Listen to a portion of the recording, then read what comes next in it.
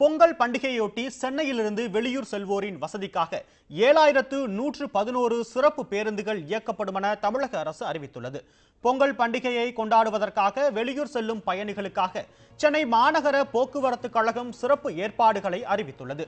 11, 12, 13 ஆகிய தேதிகளில் வெளியூர் செல்லும் நீண்ட தூர பயணங்களுக்கான பேருந்துகள் 5 இடங்களில் இருந்து புறப்படும் என அறிவிக்கப்பட்டுள்ளது. அண்ணா நகர் மேற்கு, தாம்பரம் சானட்டோரியம், பூவிருந்தவள்ளி, அடையாறு, கோயம்பேடு ஆகிய பேருந்து நிலையங்களில் இருந்து இந்த பேருந்துகள் புறப்படும். இந்த 3 நாட்கள் மட்டும் 11,270 பேருந்துகள் இயக்கப்படும் என்று போக்குவரத்து கழகம் தெரிவித்துள்ளது. மாநிலத்தின் பிற முக்கிய நகரங்களில் இருந்து 6,423 சிறப்பு பேருந்துகள் இயக்கப்பட உள்ளன.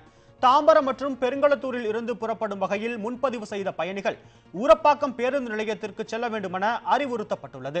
கோயம்பேட்டில் அமைக்கப்பட்டுள்ள தற்காலிக பேருந்து நிலையத்திற்கு செல்ல 200 சிறப்பு இணைப்பு பேருந்துகளாக இயக்கப்பட உள்ளன.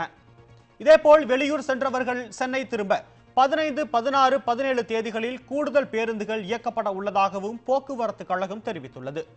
பேருந்துகளின் இயக்கம் குறித்து அறிந்து கொள்ளவும் புகார் அளிக்கவும் தொலைபேசி எண்ணையும் போக்குவரத்து கழகம் அறிவித்துள்ளது.